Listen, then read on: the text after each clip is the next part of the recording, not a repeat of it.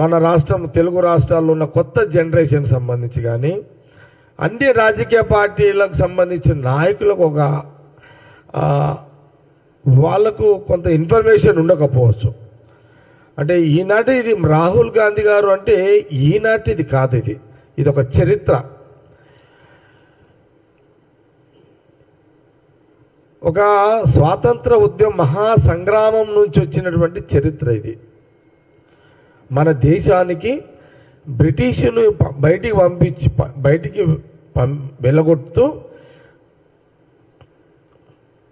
దేశ ప్రజలు స్వతంత్రంగా జీవించే హక్కుల కోసము మహాత్మా గాంధీ గారి యొక్క నాయకత్వంలో ఆ రోజు నెహ్రూ గారు, జవహర్లాల్ నెహ్రూ గారు ఆనాడు ఆ సంగ్రామం దేశ ప్రజల కోసం మొదలైన ఆ సంగ్రామం స్వాతంత్ర సంగ్రామంలో నుంచి వచ్చిన కుటుంబమే ఈ రాహుల్ గాంధీ గారి కుటుంబం.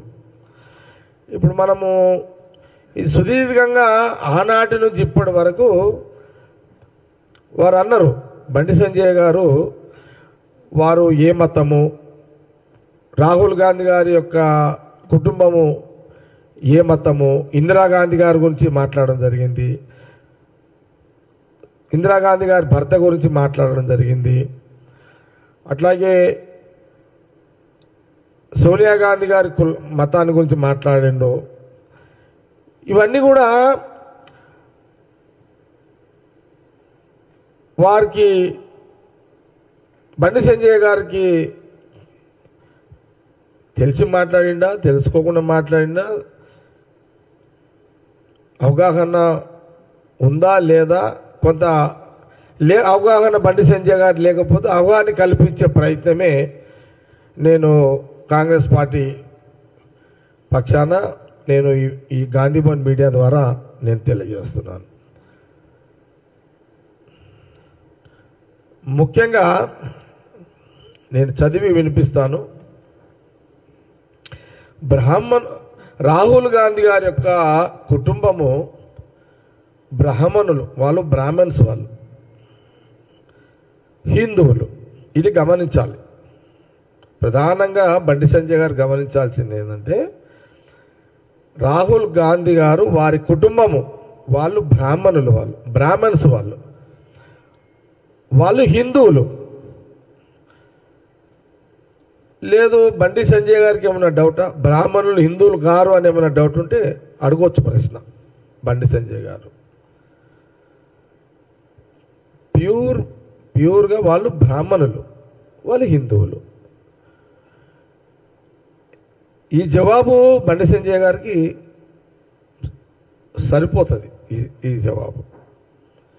ఇక వారి కుటుంబాన్ని గురించి కొన్ని ప్రశ్నలు వారు మీడియా ద్వారా ప్రశ్నించడం జరిగింది కాంగ్రెస్ పార్టీని.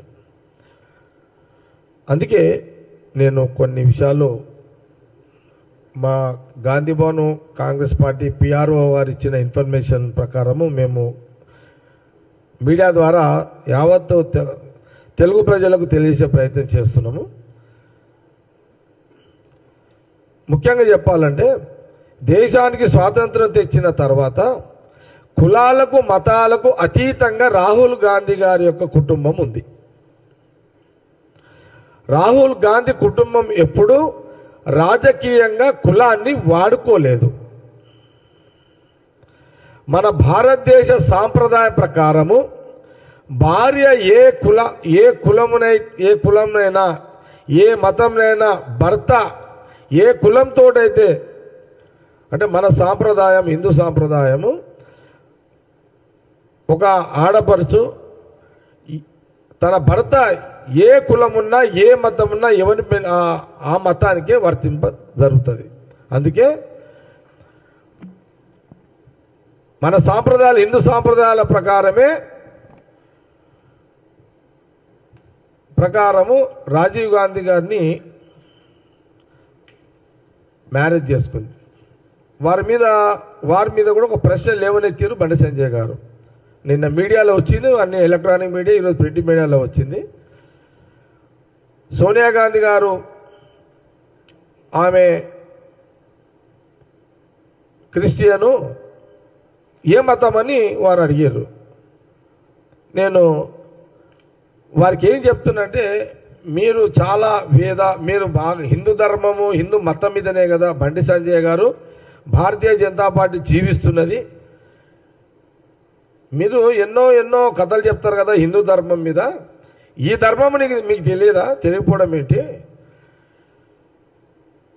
సోనియా గాంధీ గారు రాజీవ్ గాంధీ గారిని వివాహం చేసుకున్న తర్వాత సోనియా గాంధీగా మారారు. అంటే ఒక ఆడపడుచు భర్త ఏ కులమైతే ఏ కుల వస్తుడైన ఒక మగవాడిని పెళ్లి చేసుకున్న తర్వాత అతన్ని ఏ కులం ఉంటే ఆ కులానికే ఆ ఆడపడుచు ఆడ మనిషి ఆమె ఆ కులానికి వర్తింపజేస్తుంది. ఇప్పుడు సపోజు నేను రెడ్డినున్నా, నా భార్య గౌడ్స్. ఇప్పుడు నన్ను పెళ్లి చేసుకున్న తర్వాత ఇప్పుడు నా భార్యను బయట ఏమంటారు? నిర్మల రెడ్డి అని అంటున్నారు. ఇదే కదా మన హిందూ సాంప్రదాయము, హిందూ ధర్మంలో ఉన్న. మీరు హిందూ ధర్మం మీదనే రాజకీయంగా ఓట్లు అడిగి బతికేటోళ్ళు బండి సంజయ్ గారికి గీది కూడా తెలియకపోతే ఎట్లా? ఏదో మాట్లాడాలి కదా, ఏదో ఒక బట్టగాల్చి పడేయాలి కదా అని మాట్లాడడం భావ్యం కాదు అని బండి సంజయ్ గారికి నేను మీడియా ద్వారా తెలియజేస్తున్నాను. మళ్ళీ ఒకసారి మీరు మీ మాటకు మీరు మాట్లాడే, ఎందుకంటే మీరు బండి సంజయ్ గారు మీరు ఆ పార్టీ ప్రెసిడెంట్ చేసి ఇప్పుడు సెంట్రల్ మినిస్టర్. మనము ధర్మ పరిధిలోనే మాటలు మాట్లాడుతున్నాం కాబట్టి ధర్మ పరిధిలోనే నేను మీకు అవగాహన కల్పించే ప్రయత్నం మీడియా ద్వారా చేస్తున్నా. భర్త రాజీవ్ గాంధీ గారు హిందువు, బ్రాహ్మణుడు.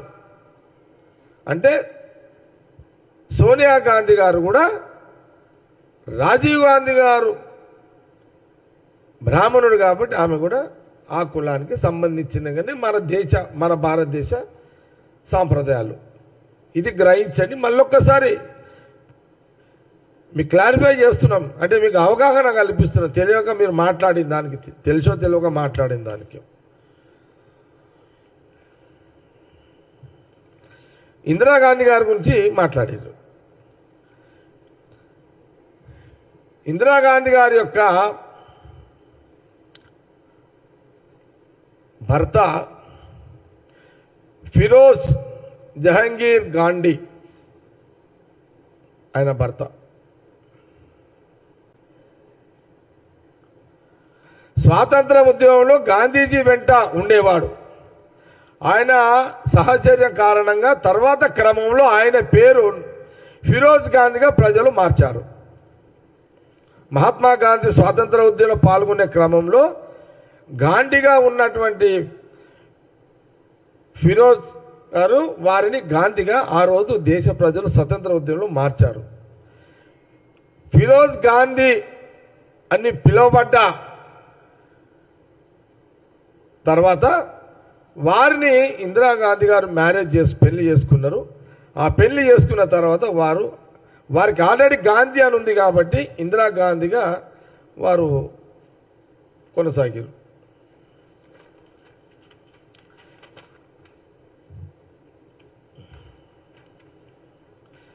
అసలు ఇంతకుముందే చెప్పినాను, మళ్ళీ ఒకసారి చెప్తున్నాను, రాహుల్ గాంధీ గారు కులము బ్రాహ్మణ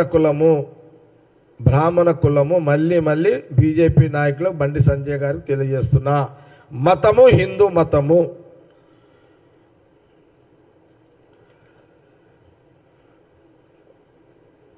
వాళ్ళ మతానుసారం ప్రకారమే మోతీలాల్ నెహ్రూ గారు కూడా జంధ్యం వేసుకునేవాళ్ళు.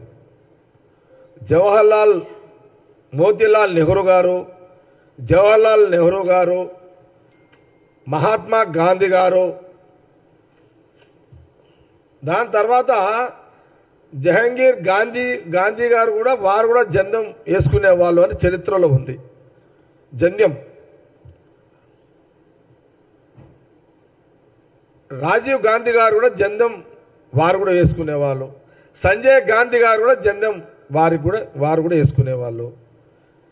రాహుల్ గాంధీ గారు మ్యారేజ్ చేసుకోలేదు కాబట్టి వారు వేసుకోలే. అది మ్యారేజ్ అయినాక బ్రాహ్మణులు జంధ్యం వేసుకునే సాంప్రదాయం ఇప్పటికీ అందరూ వేసుకుంటుంటారు. అది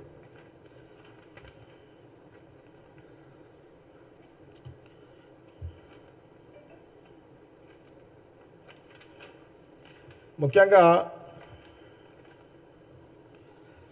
భారతీయ సనాతన హిందూ వైవాహిక సాంప్రదాయం ప్రకారం భర్త ఇంటి పేరు భార్యకు వస్తుందని కాబట్టే సోనియా గాంధీగా అయింది. సంజయ్ గాంధీ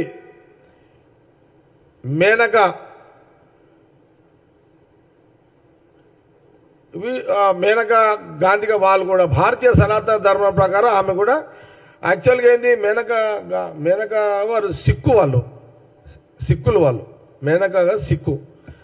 కానీ ఎప్పుడైతే సంజయ్ గాంధీ గారిని మ్యారేజ్ చేసుకుందో ఆమె కూడా మేనకా గాంధీగా మారారు వాళ్ళు. అట్లాగే ఫిరోజ్ తండ్రి ఫిరోజ్ అంటే ఇందిరాగాంధీ గారి యొక్క భర్త పేరు ఫిరోజ్, తండ్రి జహంగీర్ ఫరేడోస్, వాళ్ళ తల్లి పేరు రతిమయ్యి.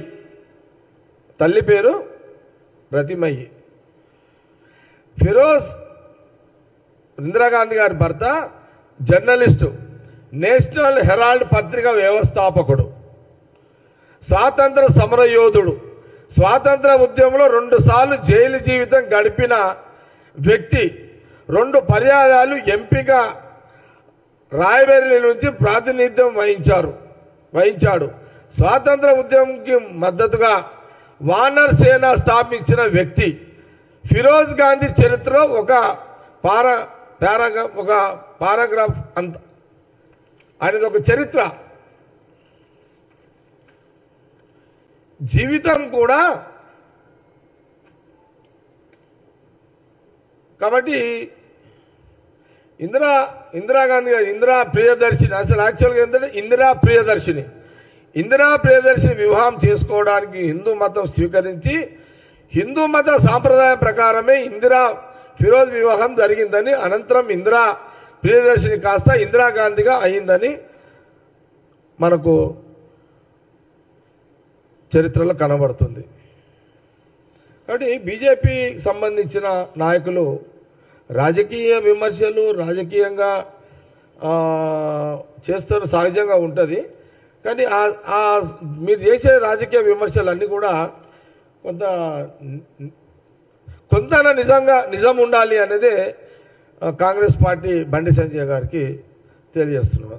ఈ సందర్భంగా నేను చెప్పదలుచుకున్నాను. అందుకే జనరల్గా ఏంటంటే స్వాతంత్రం వచ్చిన తర్వాత, ఈ దేశానికి స్వాతంత్రం వచ్చిన తర్వాత క్రమంగా అసలు ఆ కుటుంబము వాళ్ళకు కులాలు మతాలకు అతీతమైన వాళ్ళ జీవితం. కులాలు మతాలు వాళ్ళకు ఏది కూడా వర్తింపై వాళ్ళు ఎప్పుడు కూడా కులాలు వాళ్ళ క్యాస్ట్ని ఎప్పుడు కూడా రాజకీయంగా వాడుకోలే. వాళ్ళు ఎప్పుడు కూడా కులాన్ని ఎప్పుడు రాహుల్ గాంధీ గారి కుటుంబం ఎప్పుడు కూడా రాజకీయంగా వాడుకోలేదు. వాళ్ళకి అంత అవసరం కూడా లేదు. ఎందుకంటే అందరూ కూడా గతంలో చాలా సందర్భాలు కూడా చెప్పడం కూడా జరిగింది. వాళ్ళు చాలా సందర్భాల్లో మనం చెప్పడం జరిగింది.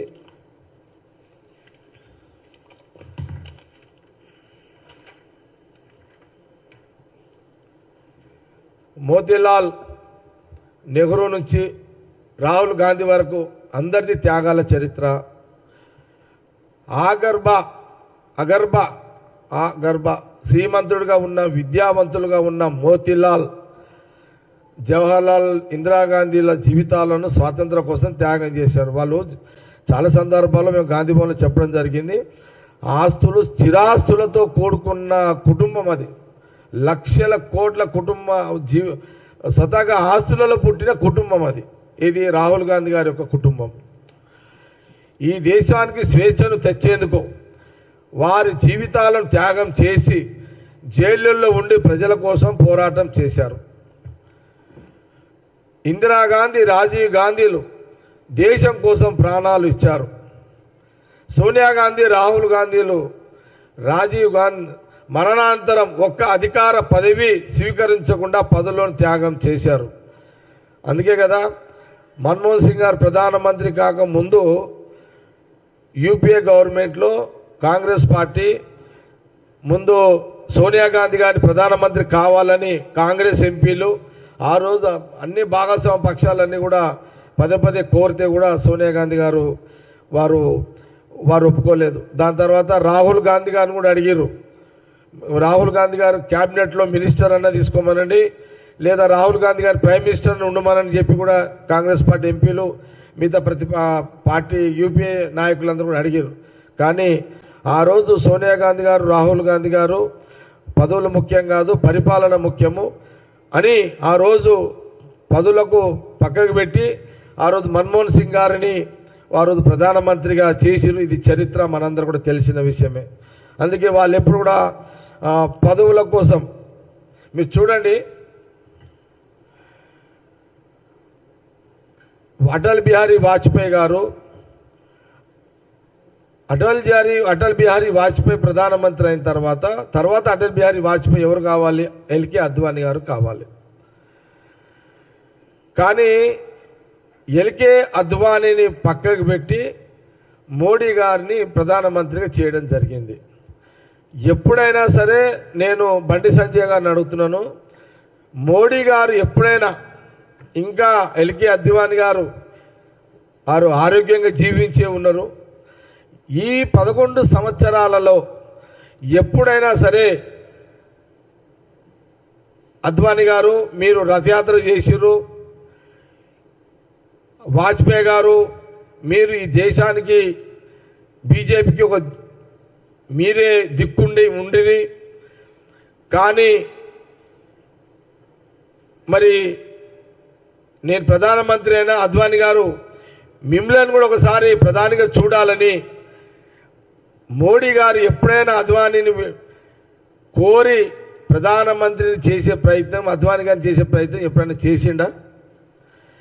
బండి సంజయ్ గారు మీరు అడగగలుగుతారా? అసలు అటల్ బిహారీ వాజ్పేయి అద్వానీ గారు లేకపోతే బీజేపీకి దిక్కే లేదు. అటల్ బిహారీ వాజ్పేయి ఒక ఎథిక్స్ పొలిటీషియన్ లేకపోతే బీజేపీకి దిక్కు లేదు. ఆ రోజులలో ఒక ఎల్కే అద్వానీ రథయాత్ర చేయకపోతే అసలు బీజేపీకి దేశ రాజకీయాల్లో ఉనికే లేదు. ఆ రోజు ఎల్కే అద్వానీ గారు రథయాత్ర చేసేటప్పుడు వెనుక ఇప్పుడున్న ప్రధానమంత్రి మోడీ గారే ఆయన రథయాత్రలో ఆయన వెనుక ఉండి ప్రధానమంత్రికి వెనుక ఉన్న వ్యక్తి నువ్వు కాదా? ఈరోజు ఆ రోజు గుజరాత్ ముఖ్యమంత్రి అయినవు అంటే దానికి కారణం ఎల్కే అద్వానీ కదా. నిన్ను గుజరాత్ ముఖ్యమంత్రి చేసిన ఎల్కే అద్వానీ గారిని ఎప్పుడైనా అద్వానీ గారు మీరు ప్రధానమంత్రి వయసురీత పెద్దవాళ్ళు, మీరు ప్రధానమంత్రి కావాలి అయితే బాగుంటుందని వారిని ఒప్పించి తీసుకొచ్చి చేసే ప్రయత్నం ఎందుకు చేయలేదు? బండి సంజయ్ గారు మీలాంటి నాయకులు ఈరోజు ఈడి దాకా వచ్చిరంటే కారణం ఆ రోజు ఎల్కే అద్వానీ కదా, అటల్ బిహారీ వాజ్పేయి కదా. ఎప్పుడైనా మీరు మీడియాలో అద్వానీ గారి పుణ్యమాని మేము నాయకులమైనామని మీరు ఎప్పుడైనా సరే మోడీ గారి ముందు ఈ ప్రశ్న లేవనెత్తి ఒక శక్తి ధైర్యం బండి సంజయ్ గారికి ఉన్నదా? కిషన్ రెడ్డి గారికి ఉన్నదా? ఆ రోజు అద్వానీ రథయాత్ర మురళీ మనోహర్ జోషి రథయాత్ర వస్తుంటే ఇదే రాష్ట్రంలో కిషన్ రెడ్డి గారు వారికి ప్రోగ్రామ్స్ డిసైడ్ చేసే నాయకుడిగా కిషన్ రెడ్డి గారు ఉండే. మీరు ఎప్పుడైనా అడిగిరా అద్వానీ గారి గురించి ప్రధానమంత్రి చేయండి అని? పుట్టినరోజు పోతారు, కాళ్ళు మొక్తారు, వస్తారు. కానీ మీరు అందుకే నేనేమంటున్నానంటే పోస్టుల కోసం పాకిలాడే మీరు రాహుల్ గాంధీ గారి గురించి సోనియా గాంధీ గారి గురించి ఇందిరాగాంధీ గారి చరిత్ర గురించి రాజీవ్ గాంధీ గారి గురించి మీరు మాట్లాడతారా? సోనియా గాంధీ గారు రాహుల్ గాంధీ గారు 10 ఏళ్ళు ప్రధానమంత్రి ఉండుండి అని కాంగ్రెస్ ఎంపీలు యూపీలో భాగస్వాములైన రాజకీయ పార్టీలందరూ పదే పదే కోరినా కూడా మన్మోహన్ సింగ్ గారిని ప్రధానమంత్రిగా పెట్టిన చరిత్ర వాళ్ళది. కంపేర్ చేసుకోండి. నేను ఈ మీడియా ద్వారా బండి సంజయ్ గారికి అడుగుతున్నా, రాహుల్ గాంధీ గారు సోనియా గాంధీకి త్యాగాల ముందు మీ త్యాగాలు ఏమని ఒక్కటి చెప్పగలుగుతారా? ఏం కాలేదు చెప్పండి. వాళ్ళు ప్రధానమంత్రులు కావాలంటే అయ్యేవాళ్ళు, రాష్ట్రపతి కావాలంటే అయ్యేవాళ్ళు. వాళ్ళకి ఏం అడ్డు? కానీ ఎప్పుడు పదవుల చుట్టూ వాళ్ళు తిరగలేదు. వాళ్ళు ప్రజలు, పరిపాలన, పేదవాళ్ళని పెద్దవాళ్ళుగా చెయ్యాలి, పేద ప్రజలని ఆర్థిక అభివృద్ధి చెందాలి. ఇదే కదా రాహుల్ గాంధీ గారు, సోనియా గాంధీ గారు, ఈరోజు ప్రియాంక గాంధీ గారు. ఇది గమనించండి. కాబట్టి మీరు ఈ కుటుంబం మీద కాబట్టి ఈ కుటుంబాన్ని మీద మీరు ఏలు ఎత్తి చూపెట్టే అర్హత నైతికంగా బండి సంజయ్ గారికి లేదు. రాహుల్ గాంధీ గారు, సోనియా గాంధీ గారి కుటుంబం మీద ఏలు పెట్టి చూపే కిషన్ రెడ్డి గారికి లేదు. ఆల్ ఇండియా లెవెల్ ప్రధానమంత్రి మోడీ గారికి లేదు. అమిత్ షా గారు కూడా లేదు. విలువలతో కూడుకున్న రాజకీయ పరమైన పరిపాలన, పదవులకు వాళ్ళు అనుకుంటే వాళ్ళు కూర్చోవాలనుకుంటే కూర్చోవాల్సిన పదవులు కూడా వాళ్ళు ఇతరుల ద్వారానే. పివి నరసింహారావు గారిని రాజీవ్ గాంధీ గారు చనిపోయిన తర్వాత సోనియా గాంధీ గారు అందరు అడిగారు, దేశం మొత్తం అడిగింది. రాజీవ్ గాంధీ గారు బలైపోయారు, దేశం కోసం బలైపోయారు. మరి సోనియా గాంధీ గారిని ప్రధానమంత్రి కమ్మని అడిగారు. కానీ ఆ రోజు సోనియా గాంధీ గారు పెద్ద మనసుతో ఆలోచన చేసి ఆ రోజు పివి నరసింహారావు గారిని ప్రధానమంత్రిని చేసింది. పివి నరసింహారావు గారు ఏ తెలంగాణ గడ్డ మీద పుట్టిన నాయకుడు, ఎక్కడ తెలంగాణ గడ్డ, ఎక్కడ వరంగల్ గడ్డ, ఎక్కడ ఢిల్లీ గడ్డ. ఒక వరంగల్లో పుట్టి ఒక హైదరాబాద్ రాష్ట్రానికి ముఖ్యమంత్రి అయిన చేసిన కాంగ్రెస్ పార్టీ పివి నరసింహారావు గారిని ఢిల్లీ పీఠం మీద సోనియా గాంధీ గారు ప్రధానమంత్రి చేసి కూర్చోబెట్టింది.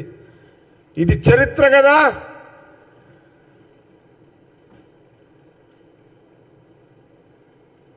ఈరోజు బీఆర్ఎస్ కేసీఆర్ కూడా అప్పుడప్పుడు నరసింహారావు గారికి, పివి నరసింహారావు గారికి ఏం చేసిరు అంటే ఇంకేం చేయాలి కేసీఆర్ గారు కుటుంబ సభ్యులారా, కేసీఆర్ కుటుంబ సభ్యులారా, పివి నరసింహారావు గారిని ప్రధానమంత్రి చేసినందుకే కదా నువ్వు ఆయన బొమ్మ పెట్టినావు. ఆయన ప్రధానమంత్రి సోనియా గాంధీ గారు చేయకపోయి ఉంటే నువ్వు ఆయన బొమ్మ పెట్టేవానివా? మాటలు మాట్లాడతారు, త్యాగాలు లేవు కానీ మాటలు ఎక్కువ బీజేపీ వాళ్ళకు. దీని జవాబు చెప్పగలుగుతారా? అంటే 15 సంవత్సరాలు, ఒక పివి నరసింహారావు గారు 5 ఏళ్ళు, ఒక మన్మోహన్ సింగ్ గారు 10 ఏళ్ళు, అంటే 15 సంవత్సరాలు. ఈ 15 సంవత్సరాలు సోనియా గాంధీ గారి ఉండాలి అనుకుంటే, రాహుల్ గాంధీ గారు ఉండాలని అనుకుంటే అడ్డం ఎవరు ఆ రోజులల్లా? దీనికి జవాబు చెప్పగలుగుతారా? ఈరోజు మీరు మాట్లాడతారే, స్వాతంత్ర ఉద్యమంలో మీరు ఎవరున్నారు చెప్పండి. బండి సంజయ్ గారిని అడుగుతున్నాను. ఆ రోజు మహాత్మా గాంధీ వారి ఎంబడ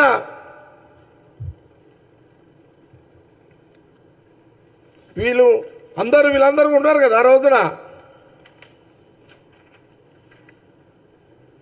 ఆ రోజు మహాత్మా గాంధీ గారు ఎంబడి జవహర్లాల్ నెహ్రూ తండ్రి మోతీలాల్ నెహ్రూ గారు, ఆయన కొడుకు, ఆయన కూతురు ఇందిరాగాంధీ గారు, ఆమె భర్త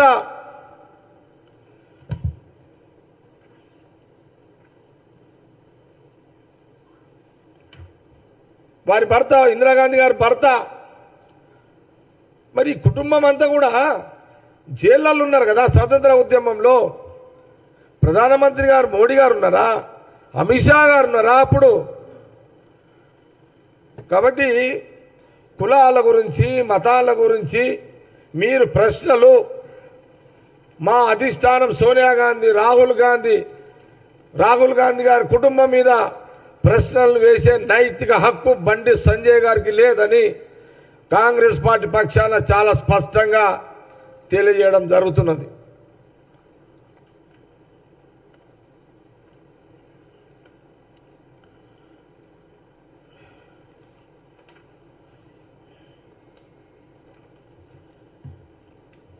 దీని మీద ఏమన్నా మీరు ప్రశ్నలు అడిగితే చెప్తాం మీకు.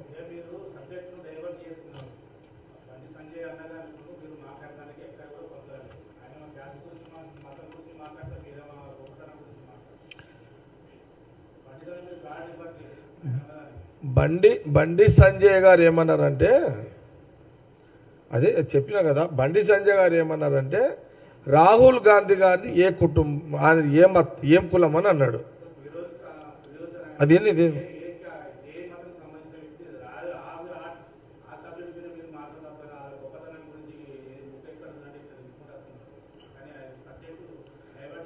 ఆయన ఏం అడిగిండు ఐడియా ఉందా నీకు? ఆయన ఏం అడిగిండు ఐడియా ఉందా? ఏం అడిగిండు చెప్పు.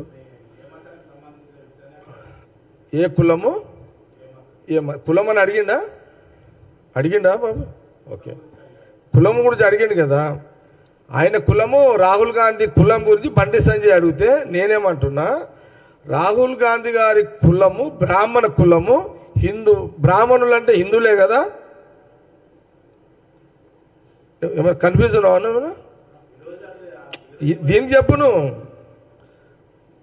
రాహుల్ గాంధీ గారు బ్రాహ్మణుడు, వారి కుటుంబం బ్రాహ్మణ కులము, బ్రాహ్మణులు అంటే హిందువులే కదా అని అన్నా.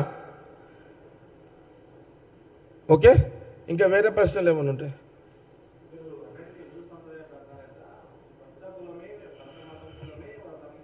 అవును,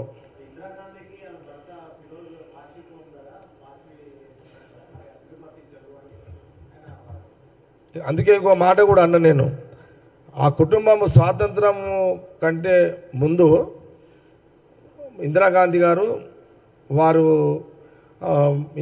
ఇందిరాగాంధీ గారు మ్యారేజ్ కాకముందే వాళ్ళ భర్త స్వాతంత్ర ఉద్యమంలో స్వాతంత్రం కోసం వారు చేస్తున్న దాన్ని బట్టి మహాత్మా గాంధీ గారు దేశ ప్రజలు ఆయన గాంధీ అని పిలవడం జరిగింది. విన్నారా? ఇప్పుడు పేరు చేంజ్ కాదు, పేరు ఎక్కడ కూడా చేంజ్ కాదు. ఎక్కడ కూడా ఇందిరాగాంధీ గారు కూడా కులం క్లెయిమ్ చేయలే. వాళ్ళకి ఏం అవసరము? వాళ్ళు లక్షల కోట్ల ఆస్తులలో పుట్టిన వాళ్ళు కదా. రిజర్వేషన్ కేటగిరీ వాళ్ళకి అవసరం లేదు.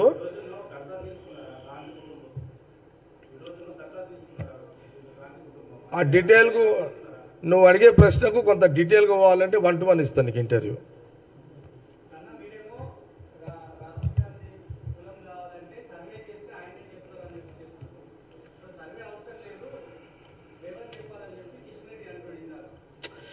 నేనేమంటున్నానంటే ముఖ్యమంత్రి రేవంత్ రెడ్డి గారు, బండి సంజయ్ గారు, కిషన్ రెడ్డి గారు,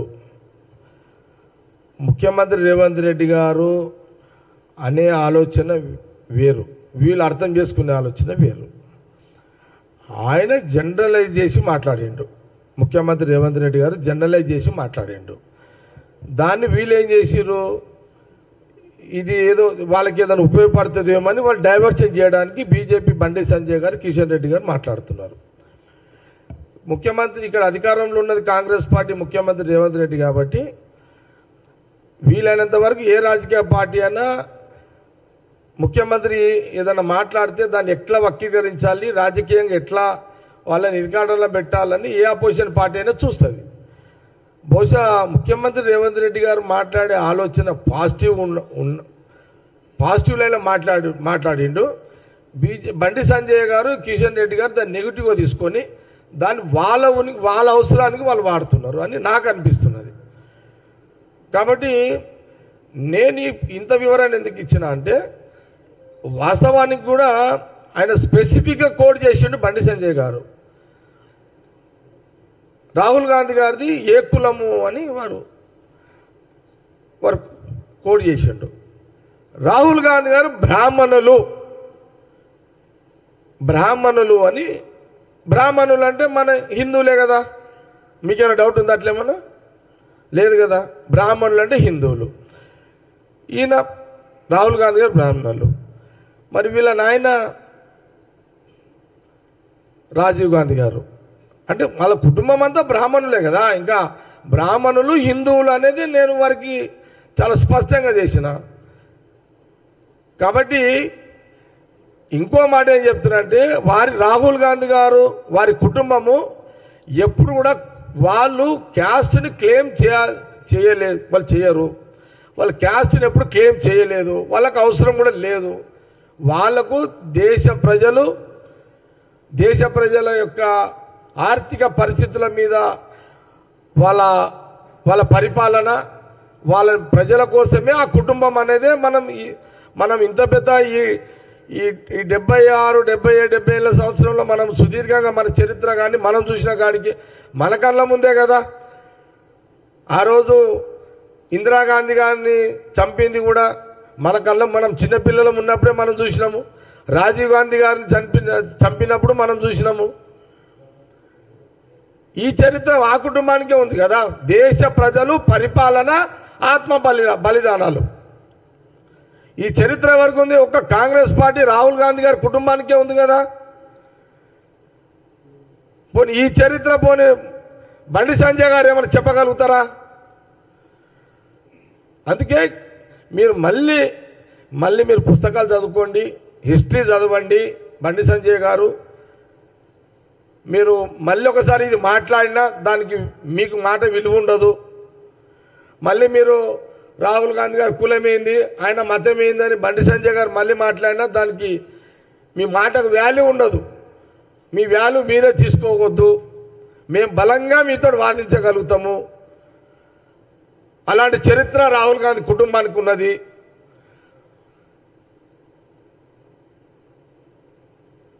చాలా మందికి, ఎంతమందికి తెలుసో తెలియదు, కానీ చరిత్ర చదవండి, తెలుసుకోండి. ఇప్పుడున్న జనరేషన్ చాలా మందికి తెలియదు. మహాత్మా గాంధీ గారు కూడా ఎప్పుడు క్యాస్ట్ని క్లెయిమ్ చేయలే, వారి కులాన్ని ఎప్పుడు చెప్పలే. చెప్పకపోయినా ఆయన ఒక కులం అయితే ఉంటుంది కదా. అది ఏ కులము? వైశ్యుడు, ఆర్య వైశ్యుడు. జవహర్లాల్ నెహ్రూ పండితుడు, బ్రాహ్మణుడు. ఇది చరిత్ర.